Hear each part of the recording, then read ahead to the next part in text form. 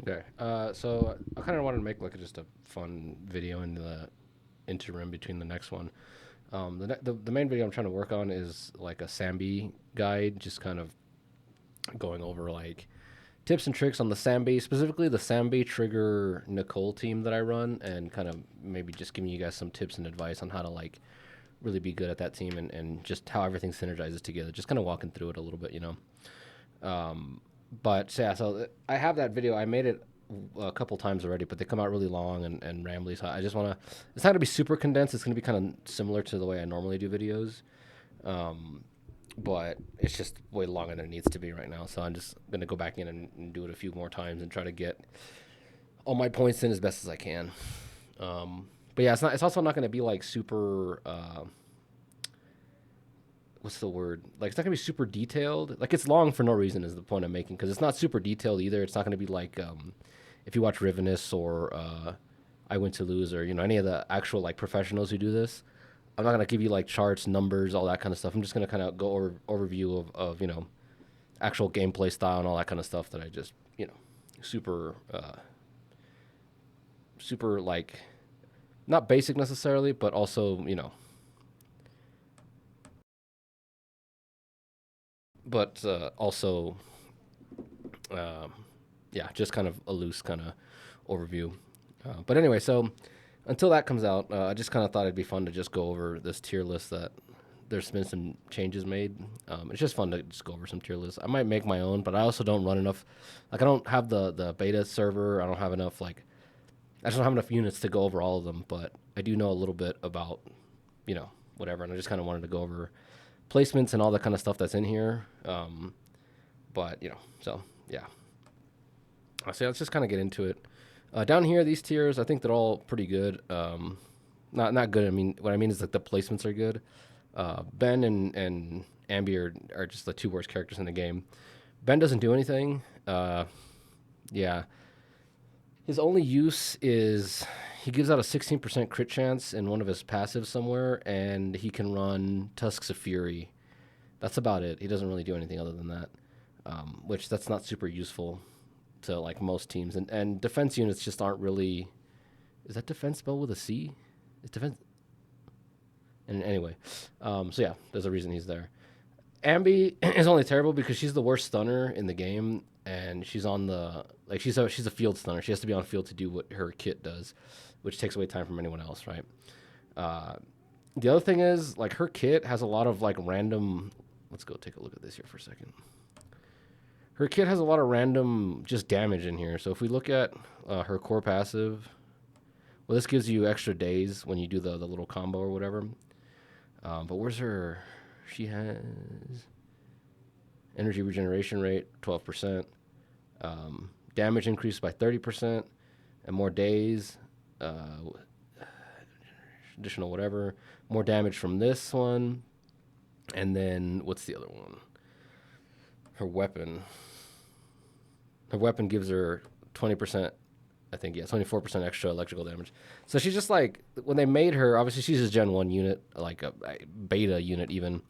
They kind of figured like you would play the stunner a lot, and if the stunner's on field, she could be you know doing damage a little bit, and then you know in between while the stun happens, you switch for the other unit. So as I said, she just kind of suffers from being you know Gen 1 unit. She's really not. They're not. These two aren't really going to go up anymore.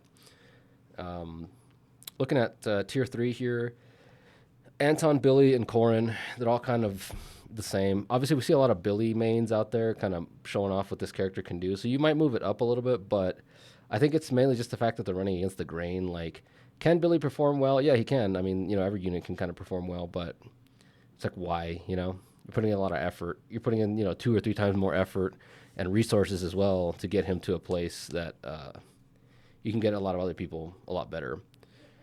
Nekomata, obviously, she's kind of still a Gen 1 unit. She's got a lot of problems with her damage because she gets like a backstab damage. Now, I think if you get her to M2, you get that permanent. But just in general, like her gameplay is kind of awkward, and she doesn't do a lot of damage. Is the main problem. I think her damage is probably comparable to like Corrin. funnily enough. But as it says here, Seed is out, so she kind of needs another attacker, and Corrin takes up too much field time.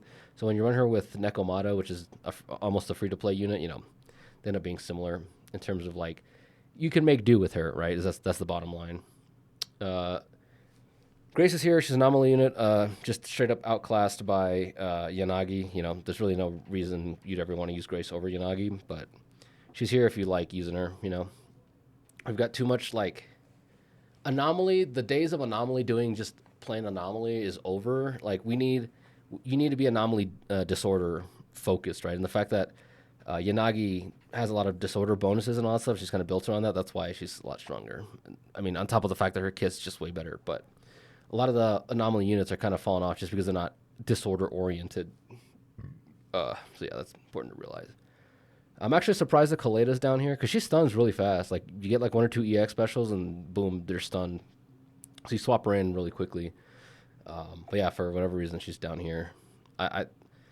It's mainly just the fact that like there's so many stunners that can do it off field that you really just don't need. Like even her swapping in is just not useful. Not to mention, stunners there's a reason they took off the stunner category because it's primary DPS, secondary, and support. They put the stunners in with the support because there's so many stunners out there that not only stun really fast, but they also just give you a bunch of bonuses like trigger and all that. We'll go into that in a little bit. But you know what I mean? It's like there is no stunner class or support class. They're just the same. It's just one stun's a little better than the other one, but they all have boosts and bonuses that just like, okay. So anyway, yeah. For those of you guys who watch, what's his name? EO, I think. Yeah, I think that's the name. EO. He's always trying to be an advocate for Seth, and I agree with him because Seth is one of my favorite units to play as. I'd put him higher, but I think like I have to obviously we have to recognize that Seth isn't the easiest to play for most people for some reason. He's not really that hard to play, but he takes a lot of time to like if you're doing Jane Seth instead of like Jane Bernice or Jane Vivian. Vivian and Bernice, their kits are a little easier. They just kind of come in, do some things, and then leave, right? Seth, you really have to keep on top of his buffs, constantly switching them on and off. His build is kind of like expensive. Not expensive, but it takes a lot because you have to have like, he has such poor anomaly buildup and all this other stuff. It's just, he's a 4-star, right? That's really his main problem. I'd still put him a little higher, but the problem is nobody wants to learn to play Seth, so that's the reason he's down here. But yeah, I like Seth, so I'd probably put him higher in my list. Soldier 11, obviously. The Soldier 11 mains are kind of like the Billy mains, where they're just like, let's just try to do what we can with Soldier 11, try to push her, the limits of what's possible with her. And I respect that. It's just, it kind of sucks that like she's so weak. All this stuff could be fixed with buffs, and it would make people super happy, but they're very slow about their buffs. Like, it took us like a whole year to get an Ellen buff. Apparently, we're getting a Sambi buff here soon, so that's interesting to look forward to. The next tier up, Haramasa. It's interesting that Haramasa is just slightly above Soldier 11 because he used to be a lot better. Like, if you know how to play him, this is probably why he's here, because if you don't know how to play him very well, he's just slightly better than Soldier 11. But if you do know how to play him, he does jump up quite a bit. So yeah, that's, like I said, I haven't played him, but I've seen gameplay of him. So if you got him for free, you have a pretty good DPS. Unfortunately, it's an electro DPS, which is like half the units in this game, it feels like sometimes. Funnily enough, we see Caesar drop down with Lucy here, and what's her name? Rena. The names are like right there somewhere, but this kind of makes sense. Caesar's kind of been underwhelming for a while. She gives out a shield, but if you're good enough, you don't need that shield because we're all playing at a level where like I've never needed this shield. Seth's shield comes in pretty handy just because it lets you play more recklessly. Like, you can hard swap, because the problem with hard swapping is that the person you swap off of can get hit. So if I'm playing Jane, I'll do her basic attack chain, and she goes into her basic attack 5, and that takes such a long time that I can hard swap into someone else and do something. But when she's done with that, she's vulnerable. She gets hit a lot. So his shield kind of just makes that okay, right? But you don't need an in-game flinch-resistant shield because if you're good enough, you already know what you're doing. You're not going to get hit a lot. And if you do get hit, you restart a lot. Like if you're playing like Deadly Assault or Shield Defense, you're so tight on time that like it might as well just start over again, right? And then just keep playing until you don't get hit like once, right? So her main thing is her shield. That doesn't do a whole lot. She does have a lot of damage bonuses, but they just don't compete with anyone else's damage bonuses. Like 100% attack buff plus like 35% damage. I think she has 25% plus her weapon gives like 18%. But if you don't have her weapon, then her usefulness is reduced a little bit, right? So it is what it is. She's also partially a stunner, but again, it's not that big a deal. Lucy, again, she's kind of like a weaker, uh, Caesar. Funnily enough, it is kind of sad that like Caesar is so bad. She's like on the same level as her like free to play counterpart, which is good for us, right? It's like you have kind of someone that's almost about as useful as uh, Caesar in Lucy. Lucy's also, I'm not gonna say she's better than Caesar, but one of the things that boosts her up is the fact that she can run the new support set. So she gives out 18% damage basically the entire match, like the whole thing. She gives out 10 crit damage if you have her Mindscapes, 600 attack. Her little boars are constantly hitting for damage. Her weapon is really good. It's one of the best support weapons. She gives out 16% attack bonus to the whole team. And what was the other one? She constantly refreshes. Her buff stays up really well just because of her M6 keeps it up all the time. So she's all in all, she's just really good. Rena, I feel like Rena's going to go up a little bit as we start seeing more defense and people start building more pen ratio on their units. One of the problems right now is that you really need like a lot of pen ratio to make Rena like really broken, and nobody has a let's go look here. Nobody has a pen ratio. Let's see. What happens if I put pen ratio? Nope. Well, the problem is there is no pen ratio main stat weapons except for one, and that's the fusion compiler, 24% pen ratio. Actually, I can do F3. Nope, that's the wrong one. Pen ratio. So 4 matches. Let's go see what. So Weeping Cradle has it, but that's a support unit weapon. We've got Slice of Time, another support weapon. And lastly, an Anomaly with a pen ratio. And it's only 16, right? Anyway, so the point being is that as soon as we start getting more like attacker pen ratio weapons or any other, just different pen ratio weapons other than the fusion compiler, we might see Rena jump up a little bit, because that like really, with 24% from the weapon, 24% in your disc, that's 48, plus Rena gives you about 38, so 48, 78 plus 8 is 86. So 86% pen ratio, plus if you're running the pen 2 set, is 94, so 95-ish pen ratio. That's a lot of pen ratio, and that's a really good build on Jane if you have a fusion compiler and you want to go down that route with Rena. But like I said, not everybody, it's just not super comfortable to run Rena. Not to mention, running Rena on your team is actually infuriating. Like, I hate running Rena on my teams. There's times where, like, if I run Jane, Seth, Rena, I'll try to parry an attack into Seth, and then Rena comes out and wastes my time. Not to mention, like, if you swap into Rena, like you dodge count, like if you intentionally swap into Rena, you want to activate her EX special to trigger her assist set or whatever. But her swap attack that she does where she throws out the minions, it forces you to do that attack first. And they waste time. Like, you have to wait for them to do an attack and then come back to you, and then you can press the EX special button, which is just infuriating. Now, you can cancel that with a dash. You can dash cancel that.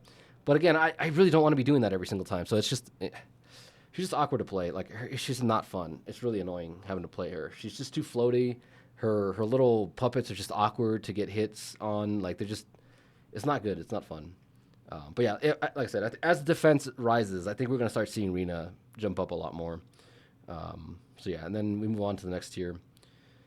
Funnily enough, this is actually one of the reasons I wanted to talk about this. It surprises me that Trigger got dropped down a tier. I'm not sure what their explanation was, but it does seem kind of interesting. Along with other things, like for one, we lost. It's weird to me that Lycone fell down. When we'll see a few, we'll see why I'm like a little not sure what's up with that. But it's just weird to think like they're putting Trigger on the same level as what's her name, as this girl, as Pulchra. That doesn't even, like, my brain is not, like, I can't accept that. That's just like the dumbest thing I've ever heard. Like, they either need to move Pulchra down or just put her up one more tier. I don't understand why Trigger's on the same level as Pulchra. Like, even without her weapon, one of the reasons they state is because she really needs her weapon, which she kind of does. But even without her weapon, she just way outclasses Pulchra. Like, it's not even funny. I don't understand. But yeah, so that's kind of my view on that. It bothers me that, like, it doesn't make any sense. Not to mention the other thing is Pan Yinhu's here, and Pan Yinhu literally just serves one purpose, and that's to be a support for Yishuan or Sheer Force. Now, the fact that more Sheer Force units are coming out, Manato is coming out, I'm sure is going to be pretty decent. But I don't know. Right now, the fact that he's up here doesn't make any sense. Like, there's no way he's better than Trigger. Like, if you have a team, well, that's actually an interesting question. I wonder if you pair Yishuan with Trigger and then you compare that team to Yishuan with Pan Yinhu, I wonder which one's better. I feel like Trigger is going to outclass whatever Pan Yinhu does, but who knows, man? It is what it is. Obviously, Qingyi's here because she's an on-field stunner, so she has to be on the field. But she does it really fast, and she also has, like, I think her stun damage multiplier is really high. So it's not the end of the world. And then obviously, Lycone is basically the same, but for ice, he does a good job of stunning. Again, I think Pulchra is good here. I just think Trigger needs to move up. Pulchra, I do use Pulchra and a lot of stuff, and she's, like, really good. Once you get her M6, it doesn't matter who you pair her with. She's just like the best overall free-to-play stunner, like, no matter what you're doing. Every unit can use her, especially, again, with M6. Like, there's no team she doesn't help out. So, like I said, that's why I think she's good. I think she deserves to be here. I think Trigger needs to be moved up. It just doesn't make a lot of sense. Bernice got put down, which makes sense because Bernice was competing with Vivian, and Bernice was never going to compete with Vivian. Like, she was, like, there. Vivian came out, power crept her, and just power scaled her, and it was just, there's no hope for her anymore. This team here, I really like. It's annoying that we're getting a buff for Sambi, even though buffs Sambi already exists in the form of either Seed or, what's her name? Orpheus. So she's already getting, like, her buffs, like, to be back in the meta. You know who doesn't have, like, I don't know. It's just weird. But anyway, her buffs put her up to tier 1, so she's now on par with the rest of these. She used to be, like, down here somewhere.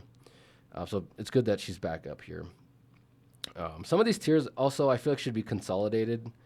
These are fine. These are fine.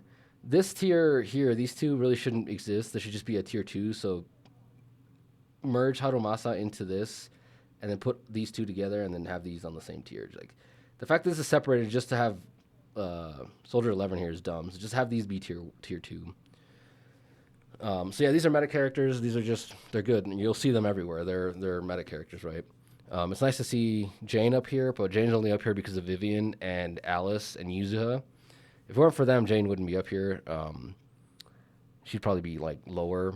But it is kind of interesting that, like, a 5-star is, like, on the same level as Piper. Because this I actually agree with. I don't use Piper, but just seeing from the data and just how they're being used, Piper literally just is comparable to Jane, which is kind of sad, and I feel like this needs to be changed. Obviously, if this is, like, a worse game, like Epic 7, they would have nerfed Piper, but I think they just need to buff Jane a little bit. Sadly, Zhu Yuan is, she could use a buff too, but it is what it is. It's funny that Seed is so low, and this is something that I was saying when I was talking about pulling her. Why I wasn't going to pull her? She just doesn't play well. Like, her gameplay style is too awkward. It's hard to, like, play double attacker right now. You need an attacker that's like Orpheus, so she's basically just nerfed until Orpheus comes out. Once Orpheus comes out, then, you know, whatever. But she takes up too much field time. She's not a good dual attacker kind of meta type thing, so I don't know. That's the way I look at it, and like I said, I if I were to place her, I would have placed her down here with all these people personally. So it sucks for anybody who summoned her thinking that they were going to get a really powerful unit, because she's not going to be very good until Orpheus gets here. So just keep that in mind. Yeah, so these all kind of make sense except for this, and I don't mind him being here. Now we move on to tier 0.5. And here we see that Yanagi, the two disorder forcing, like they make their own disorders, right? They can trigger them at will. We see them that they're in the top tier here. Yeah. So here's the thing that kind of pissed me off. The fact that Lycone is down here is really stupid when you have Sokaku up here. It says here her main partner is Miyabi.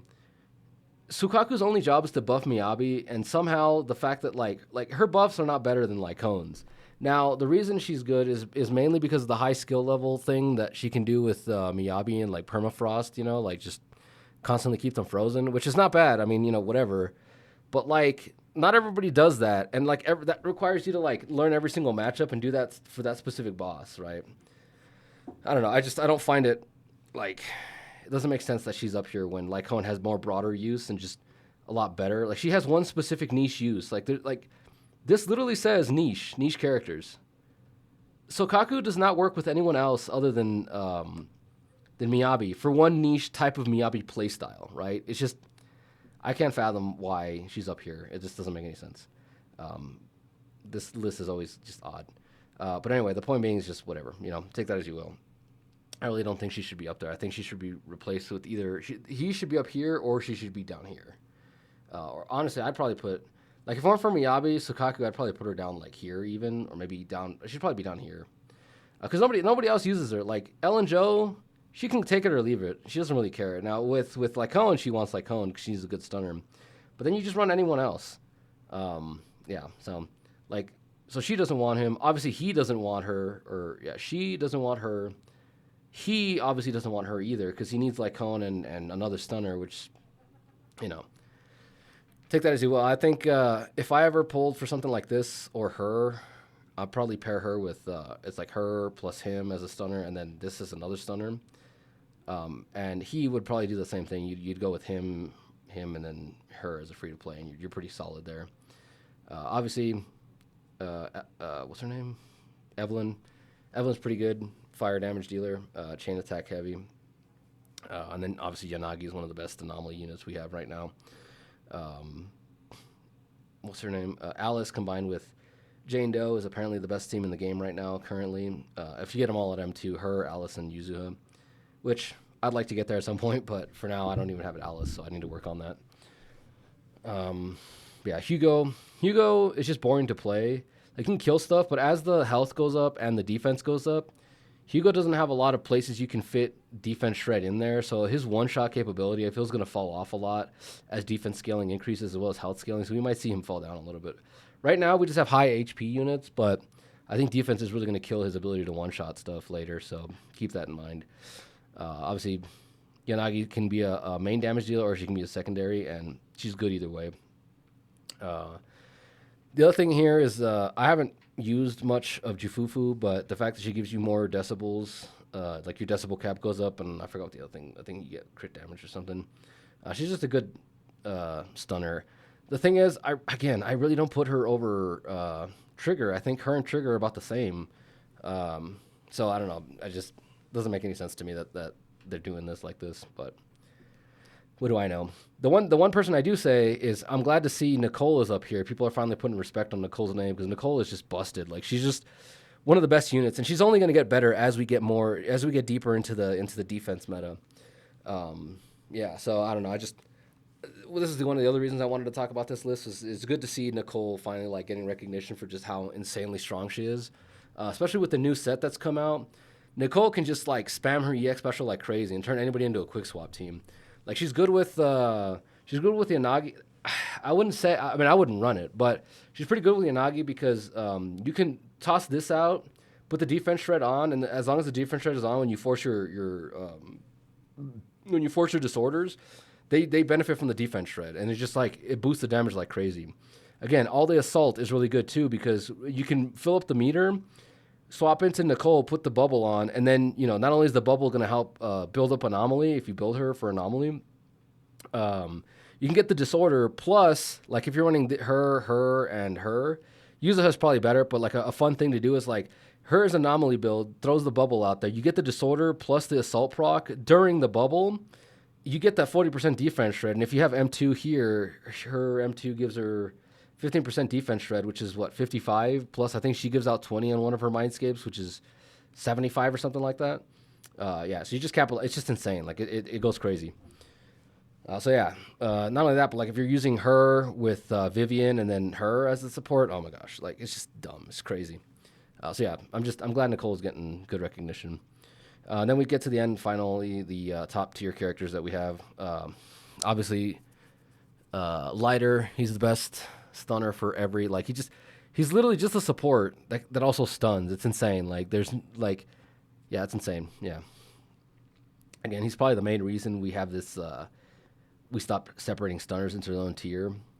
The best secondary anomaly unit because she's so hands off. She just comes in, does something, and then leaves, and then she continues to do whatever she's doing, building up anomaly and getting those disorder procs. So yeah, Vivian. She just like I said, she just lets your on-field driver do whatever she wants. Obviously, Astra the best support in the game. I think she's tied now with Yuzuha. I haven't done the numbers, and people are still working that out.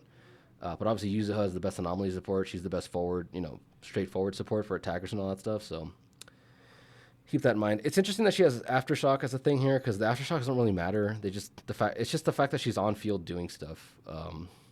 Yeah, but it's not part of the Aftershock ecosystem or anything like that. And then finally, we get to the two main damage dealers. It's interesting to me that Yishuan is on the same tier as Miyabi because I really do think that Miyabi still outclasses Yishuan. You guys have seen my gameplay. I have Yishuan with her weapon in a pretty decent build. I mean, it's not bad. It's not amazing, but it's not bad. But I really don't... It doesn't feel like she's on the same level as Miyabi where I can just toss her into anything and she'll just destroy whatever I throw her at. She doesn't do bad, but maybe you guys can correct me or let me know why I'm not seeing the same level. Maybe you guys out there can correct me on seeing why I'm not seeing the argument as to why she's on the same level as Miyabi. Maybe I'm just not executing on Yishuan well enough to like really see her massive potential. I might have to do some research into her and see what I can like improve in my gameplay or see what's putting her up there. But like I said, as of now, I really can't see her on the same level as Miyabi. I'd probably have Miyabi up here in like tier -1 or whatever. You know what I mean? Just whatever's higher. Yeah, I think that the one thing that I would love for Yishuan is if she was just an attacker unit. Like this whole what are they called, rupture meta? It was just dumb to me. I mean, I don't mind it, I guess, but it was just like the reason I don't like it is because the defense like full true damage, like they just ignore all defense. Because it would have been nice to have her with Nicole, which you can like. It would be like her, Pan Yinhu, Nicole, which you can still do because Nicole, even though the 40% defense shred doesn't do anything for Yishuan, she also has a built-in 25% ether damage bonus, which obviously she's going to want. So you can still do this, plus Nicole's other benefits. But I don't know, I just personally don't. I don't know. It just sucks that you can't maximize Nicole. Like, it'd be nice if she was an attacker, so not only does she get benefit from the defense shred, but she also gets benefit from the 20% ether damage plus, whatever else you want to run her on, So I thought that would have been nice, but, this whole rupture meta was, like, came out of nowhere for no reason. I just don't understand. But yeah, so like I said, this is kind of just me talking about the tier list and what I would do and change. Like I said, I'd probably drop her down. These people are all where they should be. All these people are where they should be. Yeah, I'd say her to I feel like I would move him up. I would trade him with Sukaku if I'm being honest with you. And then she needs to be moved up. And he needs to be moved down just because of how niche he is. But if Minato comes out and we get another rupture, then I think it'd be justified to put him up here. Just for now, the fact that it's only Yishuan is like what bothers me. Yeah, and then these guys are all fine. These are fine. I like that they put them down. Like obviously, I would like Caesar to be higher because I like Caesar like just as a character. But I think she can't justify her position higher than this. It's just she's just as good as these other ones. You know what I mean? Like it's just funny to me that like. If you want Caesar, Lucy would literally just give you almost as much utility as Caesar and cost you way less. But, yeah, everybody here is where they should be. So, like I said, nothing too productive today, just kind of talking about the tier list and all that. And like I said, I'm still working on that Sambi guide or whatever you want to call it, just kind of talk through. But, yeah, so until next time, see you guys.